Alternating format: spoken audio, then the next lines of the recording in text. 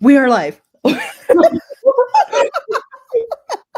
um, well, Minjae, thank you so much for coming on the Venture with Grace. Yay! Yeah, finally, like, low-key, like, I've been observing your moves on LinkedIn all the time, and I'm such a huge fan from the hair, the vibe, and like, I'm so glad we got to meet IRL this past week. I know. No, but same. When you were like, "Hi, I'm Grace" on LinkedIn, and I was like, "Oh my god, I know exactly who you are." It's like No, meeting a celebrity. no. Yeah, like I'm meeting you as my celebrity because I also see you on LinkedIn. So I know, like, I feel like you recently changed your profile picture, but I instantly recognize you from the glasses, the vibe, Thank the you. hair. Thank you. It was amazing. Thank you. Okay, so to start the show, I would love for the audience to get to know you a little bit more. So, from stalking your past podcasts, you came to the US when you were 13. Yes. And maybe we could talk about like the journey of being in the US and you got to Georgetown and like NYU. Like maybe we could talk about like the career journey from like the film student Yep. to the, CMO you are today. Okay. All right. Thank you again for having me on the show. Well, let's see. I think in hindsight, that immigrant journey personally has had such big influence on who I am as a person today and then who I am at work too. Of course, at the time, it was just me living my life.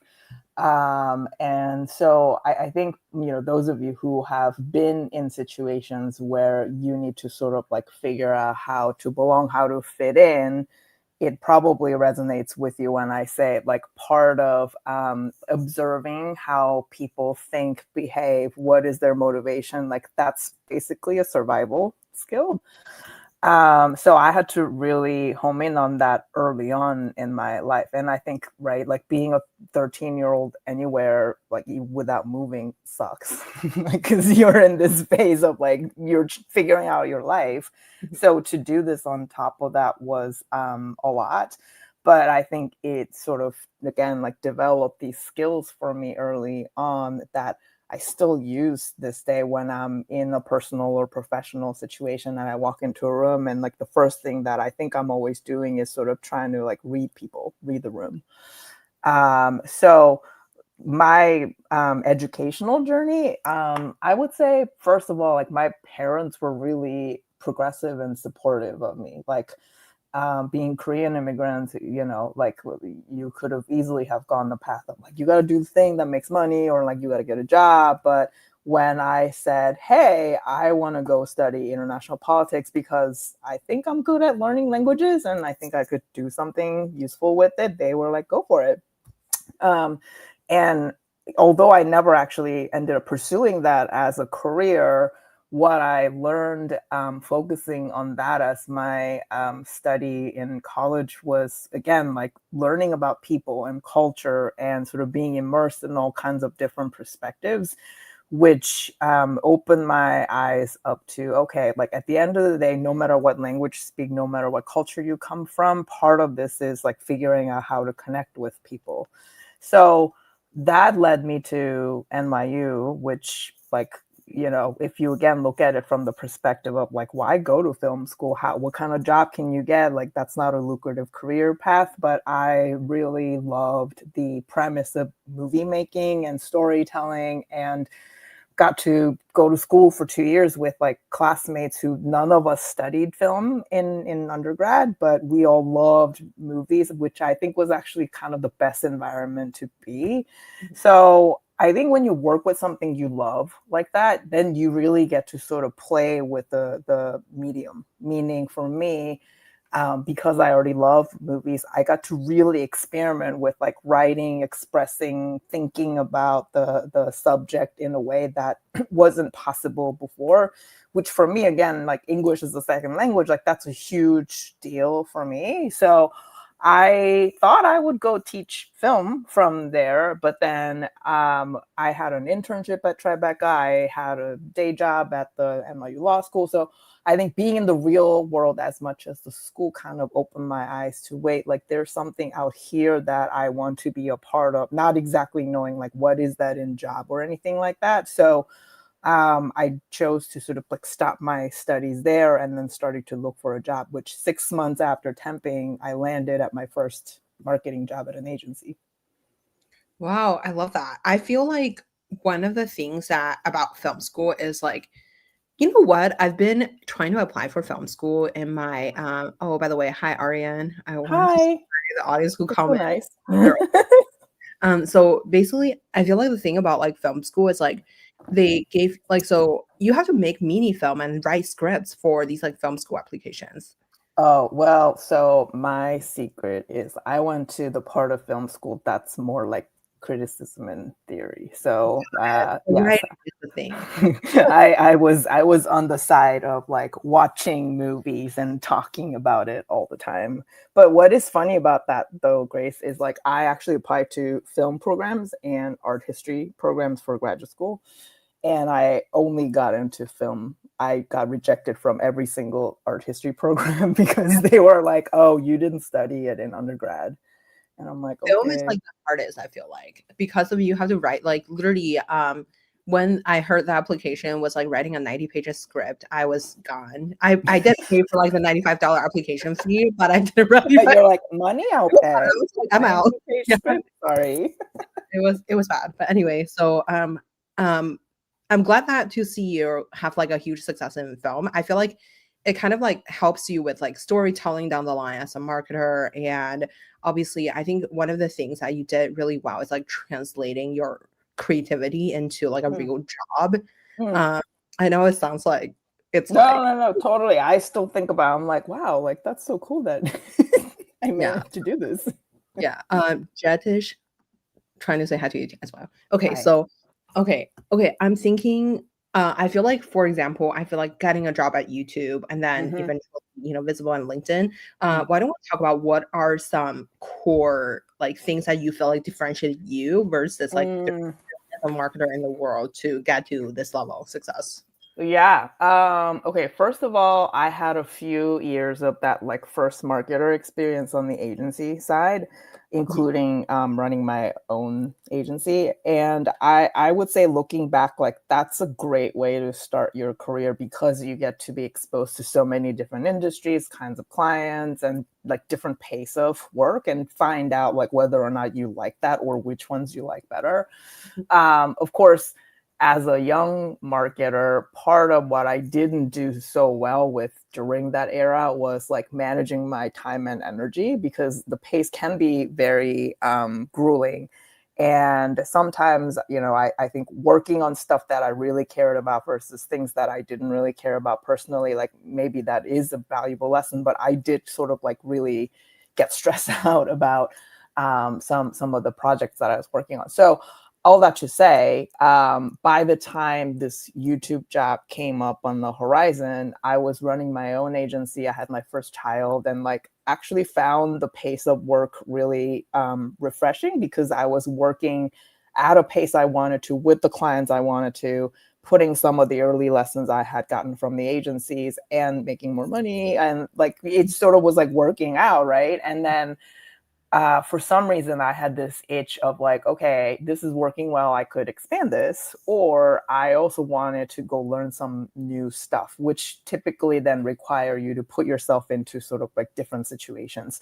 So when I, out of curiosity, just kind of poked my head out and then started to look around, this YouTube job came up. Which, first of all, YouTube didn't exist when I was in film school, so I couldn't have told you like, yeah, that's where I'm gonna end up. And secondly, the job they were hiring for was movies marketing manager. And so when I read the job description, I was like, it's me. And so it just kind of felt like too perfect for me to pass up. So I didn't think I would get the job, but I applied for it. Luckily, I had a friend from the agency days who applied me internally as a referral and then like really hustled for it, and I got the job. Like that was the only job I applied during that period and I got it. And so suddenly now I'm having this conversation with my husband. I'm like, "Ooh, I think I kind of want to try this." So we moved from like East Coast to West Coast. I think maybe what helped me stand out in that process was sort of something that was different about myself, meaning like I didn't study marketing. I didn't have an MBA. But what I really, really wanted to come through in my application was, hey, like I am somebody who loves and gets movies and people who also love it.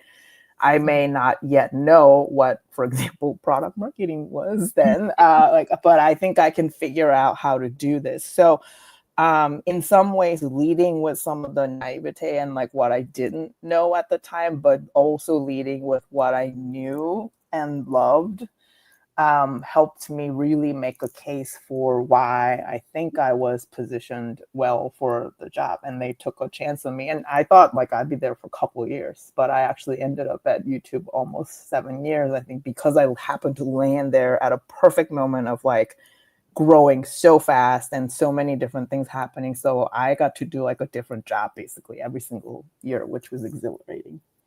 Amazing. I wonder, I guess, like, since you mentioned about like, you were kind of like really honest about like stuff that you're really Mm, good at, but like stuff that you're kind of like, don't have a lot of experience, and then you get the job. I think that's really cool because I feel like nowadays it's like everybody have to, fake it until you make it. See mhm, everything is amazing.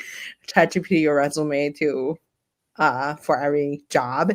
I guess like for in terms of skills, like, what do you mm. think is your superpower? And then what is something that you're constantly trying to improve? Ooh. Um, I think in some ways, even though, right, like I didn't end up being in the film industry, but maybe someday I will. I see my job as being a producer. Mhm, What I imagine the movie producer's job mhm, would be, which is you have a deadline, you have a certain outcome you're trying to achieve, and here are the things that you've got to work with at your disposal: people, resources, time. mhm, And what I love, therefore, doing is sort of like looking at the whole picture, both the problem that we're trying to solve and then what do we've got to solve that with, and connecting dots. So I kind of, I remember talking to actually my career coach maybe 10 years ago, and she had me do sort of this like visioning exercise, which I thought at the time I was like, oh, why are we doing this? But then it actually helped in the sense of like I sort of had this picture of myself always jumping from one conversation to another, moving between groups of people, and almost like cross pollinating conversations and connecting dots. mhm, And I think that is ultimately my superpower, which is like I am good at and I like seeing sort of how do you put the whole thing together and maybe even connect unexpected things so that ultimately, those sort of, so to speak, 1 + 1 = 3. Now, that can also be my blind spot because I can spend time in like one subject matter and go deep in it and get good at it.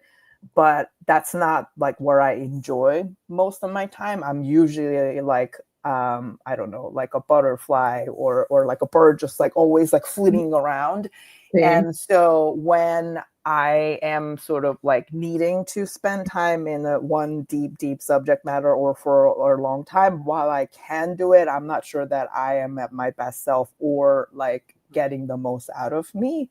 So that's why I think the best combination of the teams I've always had were people who were really good at being those like deep, deep subject matter experts. And then I can be their partner to see, okay, we have like 5 different things going on here. And we thought only A and B matter, but actually C and D can connect to A and B, and then it becomes a bigger thing. So it's, I think most people and me too, like your strength is often your biggest blind spot. And so like being recognizing that and being aware of it, and how do you actually build structure and moat around you so that you can be held accountable but also you have help, Mhm. so that you can ultimately use the best of what you bring to the table. For sure. I really like what you said about like just like the thinking framework as like you're the producer of something, and then you kind of like work with the resources and people and time you have to achieve try to achieve that outcome. I think that's Definitely. super helpful because people always think about, I'm lack of blah blah blah, and then like, but you're focusing on like the stuff that you kind of like is in front of you to like try to make stuff happen. Mm, I feel like that's very important, and then you kind of have to have the can do attitude to really like do the stuff. Then you're like confident about like, even I'm not currently equipped of like XYZ today, but I will like get there. And in terms of like surrounding with people that around you, like I wonder, one of the thing is, I think like when you're hiring for people that are like subject experts in certain area, I guess like one part is about like hiring them, one part is about managing them. I yes. only manage like freelancers or like part-time talents. I Mm-hmm. feel like the best ones typically, like, I mean, we obviously have people that like was there throughout like years, but like a Mm, lot of the other like freelancers, they kind of just tend to leave or like tend to increase in price if they're mm-mm, good. Otherwise they're just not good. So how do you kind of like hire the best people around you? mm, Obviously, I feel like at the platform that you're at, it's like a very different game. mm. Everybody's super smart. How do you manage like the people who are like just like very talented on its own? Yeah. So each time, like YouTube to Visible to LinkedIn, I think I had sort of different flavors of opportunities and challenges in terms of the team who was there and then team that I got to build with. Meaning, it wasn't like challenges of like, oh my gosh, like I have to rebuild the whole thing, but it was more like, well, here's a team that was built for a certain era and I'm a new person, we're in a new era, and then they're also trying to like calibrate to new processes or new ways of doing the work. So how do we then, right, like on the one hand take advantage of the institutional knowledge and the history and the expertise that do exist at the same time as also shifting together the culture and the mentality of the team. And the parts that I was really wanting to test going into LinkedIn 4 or 5 years ago was, one, can I actually like handle running a team that was like hundreds of people around the world? And like, how do you possibly, especially like coming out of the pandemic where you don't have a way to like see all of them, build a connection and build a culture that we all share and communicate something about like me as a person, but me as a leader to the team. And at the same time, many of my team members were very seasoned, like back to sort of the subject matter expertise and so forth. Like they knew more about the business and they knew more about the things that they were working on. So it ended up being actually a lot more time spent on getting to know each other, I would say, to the point that there was somebody on my team who was one of the most seasoned people. Like he asked me actually like 3 or 4 months into my job, he's like, when are you going to start bringing your own people? And I was like, I mean, I have my people from the previous job, but you're my people now. And I don't see a reason to just change things up just for the sake of it, but I'm still trying to get to know you. And by the way, you're already running the business, you happened before I came in. So I think part of the lesson there was actually not even about like hiring people and how do you do it when, but it was more being explicit about like, hey guys, I'm going to spend the first 3 months for 6 months building my own relationship inside of the business and getting to know you and getting to know the business. So just because I'm not saying anything or changing things doesn't mean there's something going on here, but I'm literally spending time over here while you still run the business as it is. And then I think over time, what I really learned as sort of a practice and a habit was that the team building and assessing how you all fit together and work together isn't like a one and done exercise, nor is it like every year and then, right, like it goes by. But I used to have meetings with my chief of staff and my HR partner every single week since I started. And part of the reason why we did that and dedicated that once a week time to talk about the team and the talent was first for me to have the space to learn. Mhm. And because I knew I was a new leader, there were things that I didn't know about. There are certain things I did have a point of view around. but it was a safe space for me to sort of share my observations. And then for these two people who have the institutional history and the knowledge of the team and the business to give me more context and like point me to other things that I haven't yet learned. So then by the time I started to sort of form hypotheses about, hey, ultimately, if we believe that the structure of the team is a manifestation of the strategy we need to enable, then I think we need to move these things around, or we need different skill sets or whatever. Like, then I already had two people in my corner who've been with me the whole journey of the observation to like developing my thinking, so that I wasn't just doing this in isolation and one day 6 months later just like, let's do a rework. So I realized that the value of being able to like create those corners and spaces where you can have those conversations, which then eventually became actually my leadership team. And we would do this like every now and then, every 3 months there would be time, but it wasn't a hard exercise for us to just impromptu come up with conversations about, hey, what do you think about, or even like internal mobility, like people that we saw who were ready for other things. And then you could sort of bring it up outside of the typical windows of like calibration or annual reviews and things like that. So making that sort of an organizational rhythm and a habit, so that you can ultimately identify if you need new skill sets or new roles or different kinds of things to hire, it would be thought of in the context of the whole team and the business. For sure. I was taking notes. If you hear me typing, I was taking notes. One thing I wanted to ask is like maybe we could talk about um the KPI that you set for your daily life. Also, Tina, we're gonna address your question in a little Yes. bit. So basically, I think one of the thing is like when you getting into a Visible or YouTube or LinkedIn, like how do you kind of like um set goals for you and your team, and then how Yep. do you balance the business side versus the creative side? Like as a creative person, I love the creative side, but as a Yep. business owner, every day you have to think about generating revenue, and there's like 400 things that you absolutely hate to do, like reporting. So I guess like, or like writing peer-to-peer review. I mean, I've Yeah. actually, I don't think I've ever personally done that.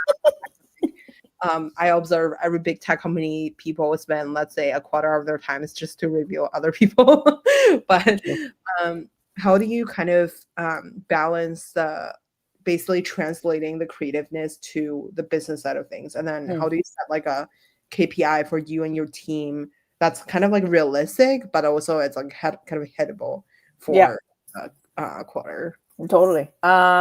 Let's talk about Visible for a minute. So, Visible was a new consumer brand inside of Verizon, and the premise was, can we leverage what Verizon knows really well how to do in terms of providing you with telco technology, your phone, and how we might evolve the way we do business with people through e-commerce and a new brand that has a different disposition than sort of like how people typically think about telecommunications brands. And if you looked at sort of the business case and the math, there was definitely an opportunity for us to disrupt our own industry and start this. At the same time, the same reasons we had for starting this business, you might have said, why bother? Because it was like the 100th first carrier choice that we would have launched in the United States. So then at that point, oh, look at that. We had to really believe, right? Like as a business, the reason to do this isn't just to reach parity and become another viable option out of the 100, but we really needed to be discerning about what are the like minimum viable services and technology and experience that people need, at the same time as perhaps skipping to some of the things that we think are the best way to, oh, hi, Emma. Emma and I used to work together. So this required, going to your point about like what are the goals and the outcomes, started with belief. And I know that sounds like very malleable and maybe intangible. But at the end of the day, I think any of you who have started a business or have been a part of something that didn't exist before, you have to have the belief yourself that this is something that people need out there, that I'm going to, right, like sacrifice my time and health and family and energy and put into it because I think that this can actually make their experience better. So that's one. How do you translate that into KPIs? There are, of course, many sort of, right, like standard things that you can pull off the shelf. And for us as a marketing organization, and it was an interesting place to be at a place like Verizon, which on the one hand was an evolving technology-oriented business at the same time as one that behaved very much like more of a consumer products, company. So meaning marketing actually sat at the heart of how we thought about why the business existed, everything down to pricing, promotion. I learned about like reverse logistics, how to return phones, because that's a part of how we make our service come to life. And so that meant, on top of the fact that Visible literally didn't exist before we hit live, every person who was a part of the company had to emulate the behavior of what we wanted to be as a brand. So that meant whatever marketing metrics of, right, like we need to make sure more people in our target audience know what Visible is. We need to see on a day-to-day, week-to-week basis what our acquisition rate is, what our retention rate is, which, by the way, Visible is a prepaid service, so you can leave anytime you want, which meant that the burden was on us and not on the customers, because they needed to feel like they wanted to be here and not because they were tied down by a contract or anything like that. So all of these things meant we were lucky enough to set business level goals of acquisition to retention and everything that sat in between in terms of experiential elements down all the way to the creative and what effectiveness of the messaging that contributed to bringing somebody and keeping someone in was existentially tied to the viability of the business. So it wasn't just like, this is marketing's goal and this is product's goal and this is customer experience's goal, but we were building this brand and the business together. So I think something like that, one might say, man, that's really hard. And again, like, why bother do it? But I was fortunate enough to be part of a team where like we all felt like this is something we believe in, and therefore the translation of the outcomes and goals was like something we all held together at the highest level. And then we as functional, right, leaders would translate, like, you each contribute to, you're the drivers of XYZ outcomes, so that you're ultimately connecting every person's work to the overall business level objective that we're doing. And we did sort of similar exercise at LinkedIn too, both in terms of the revenue we were driving on the premium business side or on the usage and acquisition of new users. And all of it ultimately came down to sharing the belief that, hey, if the business's vision is to provide economic opportunity for every member of the global workforce, that meant things like inclusion and accessibility and how inviting our product experience was down to our language and acquisition campaigns. That's not a nice to have. That's literally a part of how we bring somebody in and lower the barrier. So I think all that to say, it starts with the belief, and then you translate that belief into a culture as well as the outcomes and KPIs that you measure.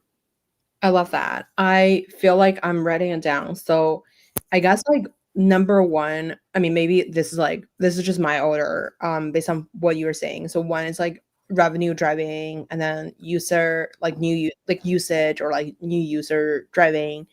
And then obviously you have like business vision, like, and I guess like one of the thing is like for the revenue target. So like I guess like do you set like how is it set for a big company? So for example, let's say when not even just big company, but like any company. So like let's say if you go into my company as a CMO, like what would be your, I mean, obviously you're like way beyond that, but like I'm trying any No, example. do it. It's like any, like you join a company as the CMO, like Yeah. what is the thing that you first you personally feel like we should prioritize on, or is like the CEO's goal to Yeah. like set, hey, here's like what we need to do this year, and then like our revenue target is obviously 10x last year. Like, Yeah. Yeah. what are we like doing right Yeah. now? Like each function, everybody write a plan. Okay, so and then when you write the plan, like I mean, my first thought is like, let's just ChatGPT this thing, but what would be the, I guess, like the actual thought process on doing this as like a Yeah. very experienced marketer? I mean, this might be anticlimactic, but I think a lot of the times it comes back to the basics. So questions like, what is the problem we're solving for? Mhm, And I remember back in the day when I was at YouTube, I had attended a meeting with a giant beverage company who was our customer. And they were at the time trying to figure out how to renew some of their point of view and plans to attract the next generation of customers. mhm, And I remember in the meeting, I had asked, hey, how would you position and launch your product today if this brand didn't exist? mm, And I remember mhm, it was actually a little too much for them. There mhm, was a pin drop, and they were like, "What do you mean the world that has no, X brand?" Because in their minds, especially inside of the company, that is not a world that is like possible because mhm, they were a category leader. But part of the existential crisis was like, if you don't figure out how to win the next generation of consumers, you may lose that spot. mhm, But I bring up that example because no matter what stage of right, like your business is in, it mhm, is worth asking that question every once in a while, especially for your customers you've already won, because it'll change the math. Like if you're really serving the best needs and delivering the best value for the people that you have built something for, whether as a consumer business or an enterprise business. Because I think at the end of the day, that value delivered and value experienced and value perceived will translate to money they pay you, how many times they're going to come back and use your product. So that's question number one. And then the second question, of course, is like, are we serving the right people with the best of our product and mhm, services? Because sometimes the people you started out with may not be the totality of your market size, or sometimes the people you started serving with might give you insight as to who else can actually benefit from this. Another example is I met this guy who was at Microsoft a long time ago. I think he recently left, and he was working on all of the accessibility products. And we were like geeking out over how he didn't even spend a dime more, but created a new keyboard that had just much more legible and accessible, like all the like fonts were bigger, etc. And so it was just the cost of the paint really for him. And we were sort of going back and forth on like how, right, a lot of the times these sort of edge cases of people who need more accessible products are treated as like on the side. mhm, But when I looked at it as somebody, I don't necessarily need, a different kind of a keyboard, but I too, as a regular user, could see the benefit of something like that as a product. So really, that conversation came down to your design target may be certain, right, type, but whatever you're creating them for them may make something that's so simple and easy to use that it's just good for everyone. So, and I think same thing for Visible. Like when we created this product that was at a lower price level, but we as a brand shouldn't make you feel bad about choosing something that's cheaper. It's your choice, and that is not our business. So we shouldn't be the ones to, right, like make business decisions that make you remind you of the economic choices you make every single day as a customer. So things like that, I think, give you a sense of like who you build for versus who it can actually help in a much, much bigger way.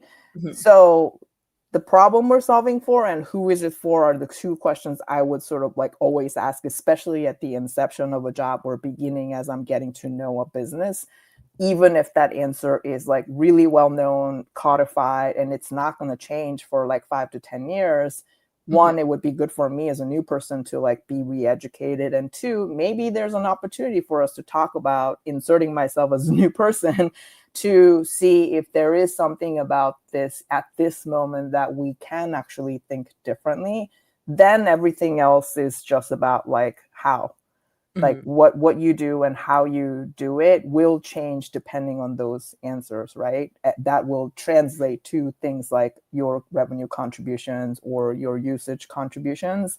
And I'm not saying it's easy, but I think if you don't start in the right places of what problem you're solving for, why now, and the audience, then you could be spending a lot of time and energy on things that might not lend itself to the best possible growth trajectory for your business or the value usage for your customers. I wonder, I really like what you said about like, problem that you're solving for or who you're solving for. And then you kind of like ask yourself the question of like, if you're designing this thing today, what are you gonna do? Mm, And I think one of the other question about marketing is like it's hard to kind of like judge the results mm, sometimes just because of like I think like when I'm running my own like podcast ads, like I think it's impossible to track what's going on because a lot of people are just like, listening when they're doing laundry, no offense to like the mm, listeners, mm, mm, like people are doing like, going to the gym or like going for a walk. I'm walking my dog and then listening to this thing and then on like, 2x speed. And so I think it's a lot of it's kind of like a vibe check and then it's mm, really result in like how much thing did we like sell, right? And mhm, if I feel like it's kind of like really difficult for marketers to do that like 10x because you have like different channels. Maybe there's product marketing, there's mhm. marketing, there's like 400 different things. Um, in the marketing world, I'm about to ask a very offensive question, but like in the marketing world, like what is the most core marketing function? So obviously, Ooh. yeah, it's like I feel like I hear about all the terms about like, I mean, there's brand marketing. Yeah. There is like, product marketing. There is go to market stuff, and Mhm, there is the growth marketer, and then there mhm. is the field marketing people. Yep, yep. Um, there's event marketing. I think is that just field marketing too? So I'm not sure like I guess like how is like the marketing empire kind of like Mm. structured internally? Okay. Another non-satisfying answer. It depends. I think all of the things you mentioned are definitely the standard components of a marketing organization.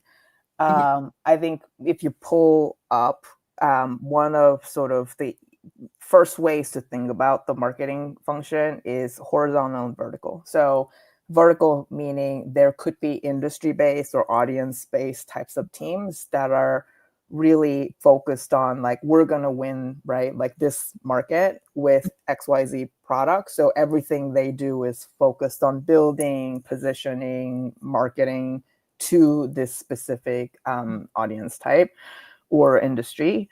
They're these horizontal teams that, agnostic of which industry or audience, your job all day long is to make sure that all the like capabilities or channels of a marketing organization is best it can be, and everything about like what is going on, right? Like whether it is social channels and how you optimize that from an organic perspective, or how you partner with your paid partners, or how you think about advertising investment, whether that is for more of the perception or awareness shifting type of work, or more pure acquisition and growth type of work. So I think that's sort of like one starting way to think about what are the different like roles of the marketing jobs, where you may have certain people who are really focused on these like audience or industry verticals, and then there are people whose job is all day long to really be up to speed and be experts of these capabilities and channel teams. So I mean, I've been part of businesses where then you only have the vertical construct. So like each audience team is like a general management team of its own, and then they have the channels inside of their organization. Mhm. More typical setup is you have both the horizontal and vertical teams where the audience or industry specific teams work with the channel teams to realize the go-to-market motion and what becomes of the acquisition, retention, etc. Goal-based campaigns. But I think what your question about like what matters the most, again, I think depends on the stage of the business that you're in. And especially now with, I think, a lot of potential disruptions in like the tasks and who does which job and things like that in marketing too. I think a lot about like more of the general skill sets of like, right, like problem solving or having a point of view, and how do you think about like, you can have all the facts, but like, what are you going to do with it? The so what part of it, I think, is what we all need to be really good about, whether you're a product marketer or a brand marketer. Mhm. And so I think those like functional expertise within marketing necessarily won't go away, but what tools do you utilize and how is your business and therefore the team structure may shift a bit depending on the tool capability versus people capability. But it just really comes down to, I think, what stage your business is and what again problem you're solving for and who it's for. But I've been in like really fortunate position to have jobs where um that line between like what is like more traditional brand marketing or product marketing has always been really blurred. Mhm. So I think the best way to build a brand, especially in more of the tech or software type of product, is if you're inside of the product. Like, what is your experience? How is the buy flow? What's the onboarding experience? How does your brand show up inside of your product down to customer service? And yes, of course, we would all love to go do the Super Bowl campaign and like whatnot. And Mhm. uh, what I would love is your influence and fingerprint that you get to build with other parts of the business inside of what people get to experience from whatever it is that you build and ship out there. For sure. I wrote down 500 other questions. The burning question I had from last night is Yes. so yesterday, like one of my mini tiny like so I like Andrew as a company, and then this company recently got into YC, and then the founder have been like Mm, very trending on Twitter, mm, which inspired me to also tweet. And then okay. but I feel like the thing is like when you're building a personality for a brand, Mm, nowadays, like I mean, I think about myself or like my mhm, company brand. And how do you think about having two different personality on LinkedIn and Twitter? Because I feel like there are two kind of even mm, them as two different countries. Like, I feel like it's a maybe sometimes it's the same group of people, but people spend time on like different places, right? So like I feel like yep.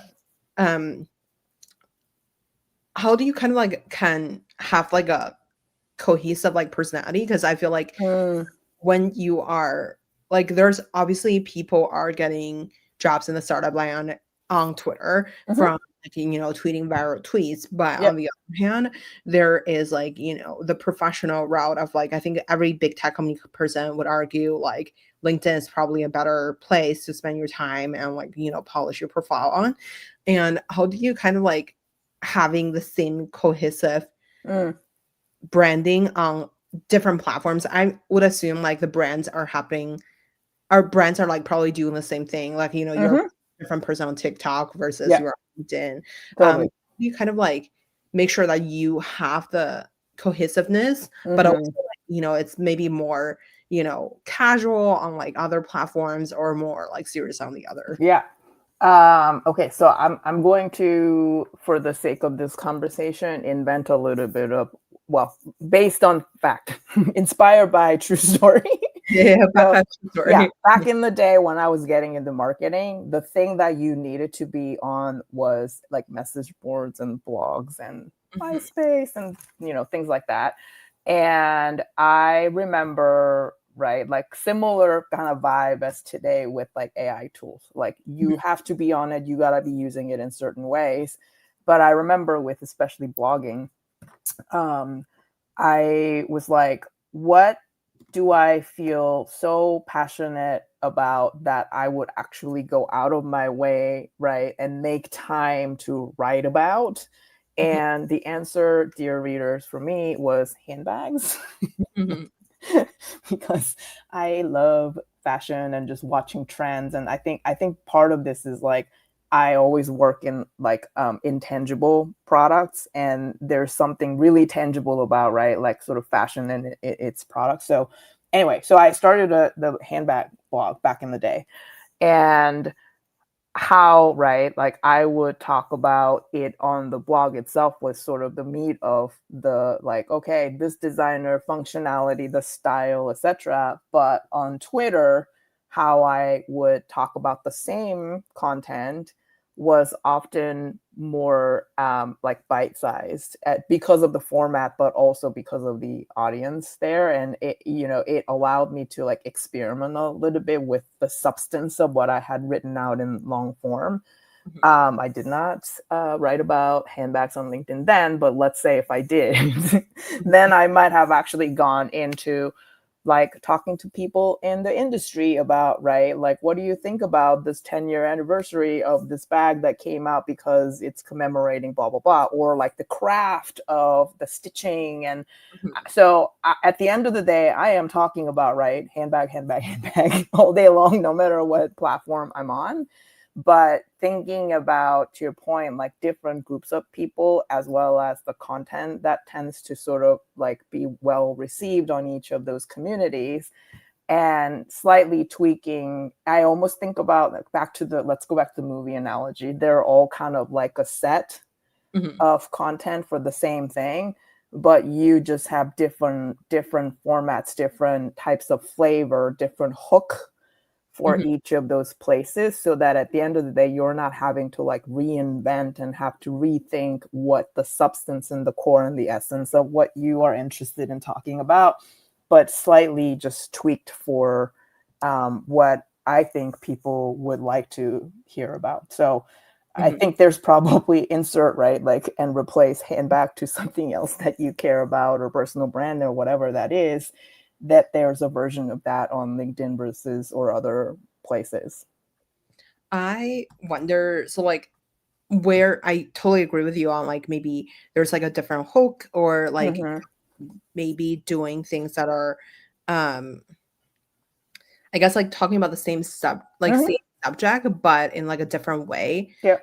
Very important. But I think like one of the other thing is um like I fear like if Mm. like it's like too creative and then Mm. like I'll offend someone like so or like establish like the wrong it's like maybe destroying your credibility to a Mm. degree. Mm. So Mm. like I feel like when you're posting on LinkedIn, you have to establish yourself as like the subject expert or like Sure. you research your content and stuff. But like on Twitter, um, if you're just like maybe cranking like a joke and then Mm. people may compare your thing from like Twitter to LinkedIn and then Mm. Mm. Mm. just kind of decredit Mm. give you like a less credibility. Mm. So if that's like a thing that you should be worrying about, but I don't know how Mm. to, like, kind of, Mm. like, solve the kind of, like, yeah, I'm, like, kind of, like, joking on the other platform, but now, like, Yeah. people are looking at your basically personality disorder on 2 different platforms. You're, like, terrible to work with or something. I don't know. Yeah, yeah. Well, I think you're touching on something that is actually equally, if not more important than sort of like knowing your audience and the community part, which is knowing yourself. Mhm, So, yes, of course, as marketers or business owners, business leaders, we should be open to trying out all forms of, right, communities and communication channels to connect with people and build ourselves, our businesses. mhm, But um, I tend to also think that being discerning mhm, matters just as much. Meaning, like, I'd rather not be at a place if I think that I would have to sort of contort my own point of view or brand to just be out there somewhere. And if it starts to become like a different kind of work, like building, of course, the brand and the business is always work, but I don't think it should be work in the sense of like you start to deviate from like who you are as a person, I suppose. And this is what, right, like a lot of people sort of talk about in terms of authenticity, which I think authenticity in and of itself as a concept has been so like commercialized and watered down that it is actually sometimes hard to like even see like what is really authenticity. But what I mean by authenticity, I suppose, in this conversation is like you, Grace, as a person, and you of course know a lot of things and their range of topics you could talk about, but how you do it should always feel, whether that is a light and casual way or in a more substantive way, feel like I'm right, like hearing from Grace the person. So I think anytime that the meeting of the format and the channel and you as a person and the brand doesn't jibe, then I think there is a question to be asked, which is like, should I be here? If so, what does it actually take for me to be here? Which it's always a trade-off. It's always going to be some sort of a trade-off in terms of sort of those kinds of fit. So I think you're bringing up something that doesn't get talked about as much because, right, like in order for us to succeed and be out there, a lot of the times the conversation is about one side of like, you have to be here in this kind of a way for you to be accepted, fit, belong, go viral, whatever.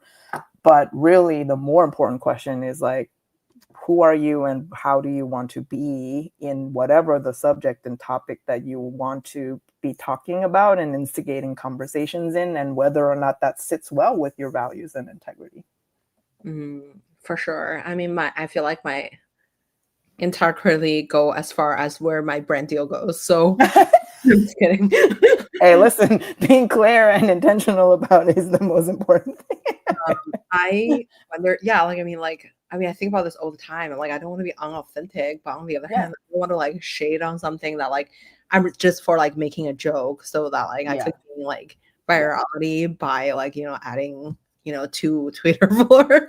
But, No, I actually learned a really important lesson in that from a filmmaker back in the day when I was working at Tribeca. So he was one of the jurors for one of the programs that we were evaluating, and he was somebody who was at the time now known for like both blockbusters as well as indie films, and he had just done a big blockbuster, and a lot of people are like, oh, you're selling out. And it just happened to come up in one of the submissions that we saw, and he offered his perspective, which he was like, people might say whatever they want to say, but frankly, the nature of the business is I have to, right, like choose to do certain things to create runway and room for myself so that I can also do the type of independent movies and storytelling that I want to continue to champion. So like, don't judge me for the choices that I make in these individual projects, but there's a plan behind it where I am on purpose and intentionally portfolio managing the kinds of projects I'm doing so that I can, make some money, but also put that towards the kinds of things that I want to continue to champion. So I thought that was a really like honest and pragmatic way, right? Like way to position that, because like if you're gonna do things to like champion not only the kinds of like underrepresented stories, but also you're trying to lift other people up, like you are gonna need resources, and where does that kind of come from? for sure. I wonder, okay, so one thing is like before we like, we jump into the last part of the interview, we have to talk about AI since it's 2020. Yes. Why don't we talk about like what is your AI stack kind of look like as a marketer and a marketing executive? And how do you leverage AI in actually creating content for yourself? So I am in a lot of play phase with AI right now, especially because I am right now in my free agent era. So right, like I get to play with a lot of things. So some of that looks like my 11-year-old daughter, and this has nothing to do with work. Like my 11-year-old daughter is very artistic, so she would just draw characters like every single day erase, every single day erase. And funny thing about her and the difference between me and my daughter is that I agonize over choices, and when we do brainstorms, I'm always like thinking in here and I'm not like just spewing out the words and concepts. For her, she's like, why not? Because there's a lot more where this came from, which I think is a really interesting way to balance and offset how I think and work. So anyway, like every time she comes up with some new character, we've been feeding it to, one of the LLMs and coming up with like short films. And we're both learning a lot about like how you need to make the ask, direct it, and like what it's capable of that is really like magical, but at the same time, how illogical some of the outputs are in the storytelling sequence and mechanism. So we're doing a lot of that these days. And then I'm just trying out a bunch of different things to like, okay, like if I were actually to go your route, Grace, and have my own business, like what is, right, like a set of capabilities and tools that would make sense for me to better manage my time. I know you said like I don't have an assistant and I do this all by myself. So like if I were to imagine the world of that, like how do I optimize sort of that kinds of busy work? So I'm trying out a bunch of that. I'm also like updating my website right now. So trying out different tools to create different stories and visuals. I haven't landed on something yet. So I'm trying to ultimately, all that to say, anchor these plays and experiments and things that I'm actually going to be doing, right? Like rather than inventing tasks just for the sake of learning, because I think that's sort of like a better way for me to like get my hand in and figure out like what's going to work and what's not. The other thing I'm doing a lot is reading a lot. And I know that's like opposite of like having your hands in tools and products to figure out what's working. But right, like at the end of the day, AI being a new tool and a paradigm shifting technology means there's a lot of like values and choice-based decisions that will inform how we build and utilize these products.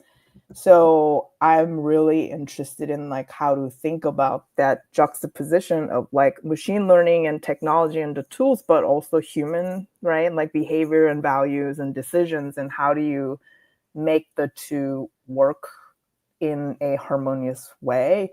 Wow. So there's a stack of books that I have on my desk because I have the time that I'm reading about a lot of that. For sure. I love that. I will definitely check out, like, please let me know what yes, I will send you my reading list. Okay, so maybe we do one last question and then 1 minute fire run. Okay, so the last question is, you asked this to the ServiceNow CMO. What is something that's not on your LinkedIn? Yes.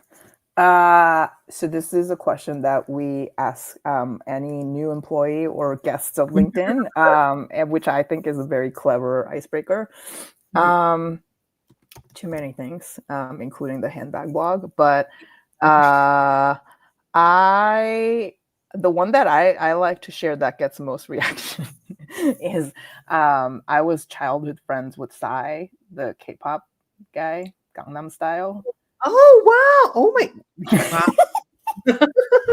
Because his mom and my mom were college friends. There were like these 4 women who were college friends, and all of us kids were like similar ages. So I remember when I was growing up in Korea, like we would hang out like every weekend, and I can tell you like he's the exact same person he was when he was like 8 years old.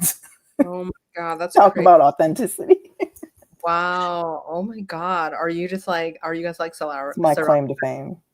Well, I texted my friend because when Gangnam Style like popped when I was at YouTube, and one of the things that we would do is like every morning you walk into the office and we all watch like trending videos.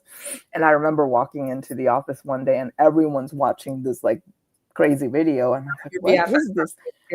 So I also like start watching it, and then I was like, wait, is that and then I like text my mom. I'm like, when did he become K-pop star? And she's like, oh, I forgot to tell you. And I'm like, well, that would have been nice for me. That's funny. That's crazy. Yeah, wow. Oh my god, that's such a fun fact. Okay, so and top that with the 1 minute fire round. But okay, what's your favorite book? My favorite book? Oh man. Okay.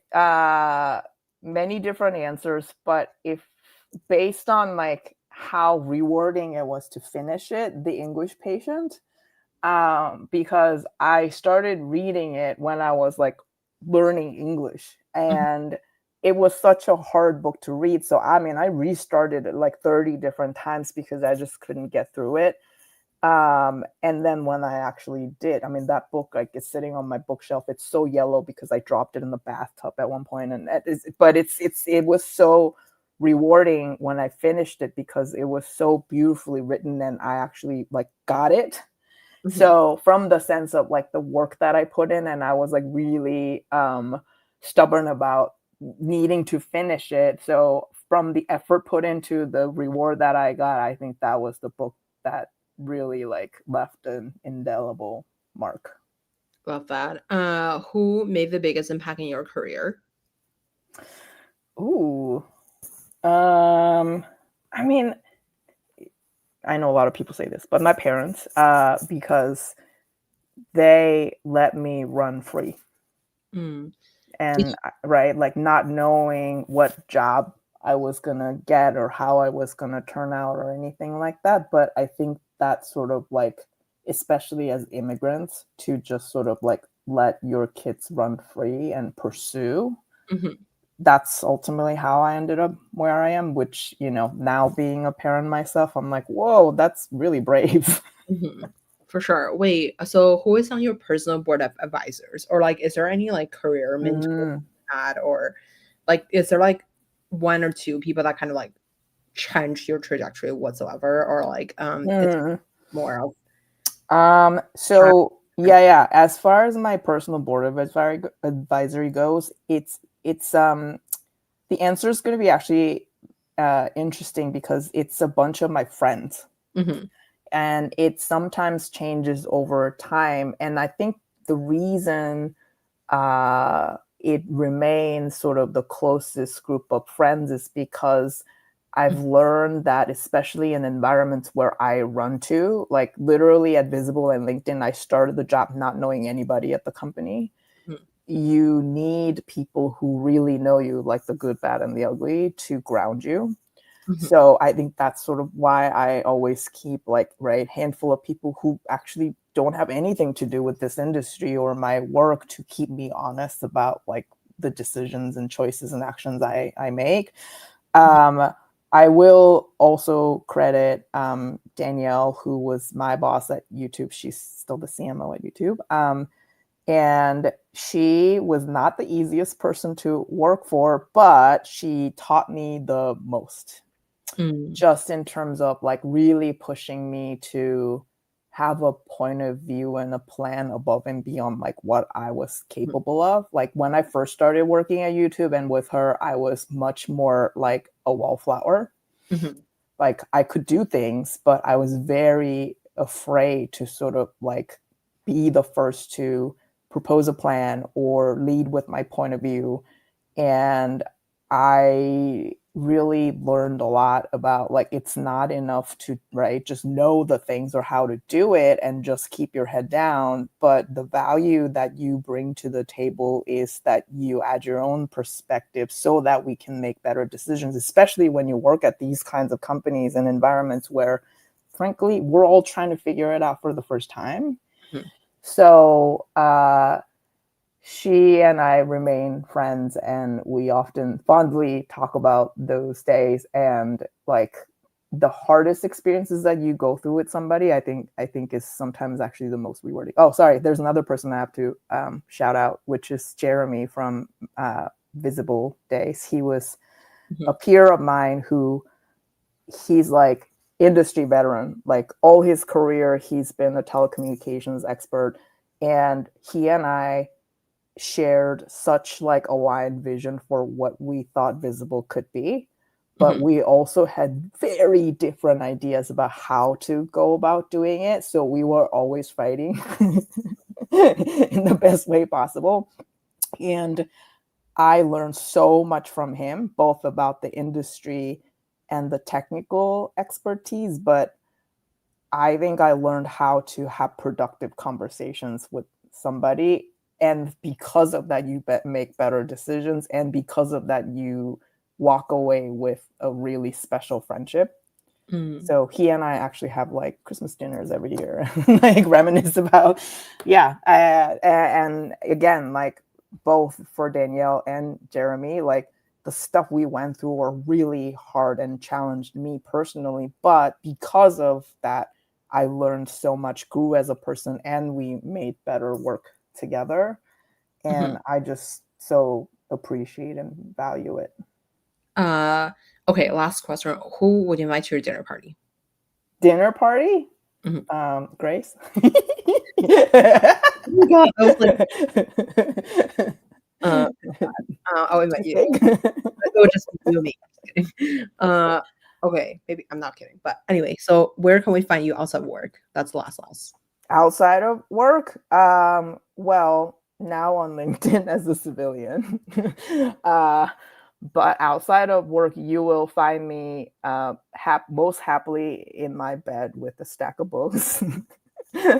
Or you will find me probably wandering around, either like on the beach somewhere walking around, or at a bookstore somewhere. Like I love going to bookstores and just like browsing. Strength bookstore. Yeah, In there you go. New York. Yeah, that's my favorite. Okay, amazing. Minjae, thank you so much for coming on the show today. It was such a wonderful conversation. Thank you. This was so fun. Let me quickly end stream. One sec.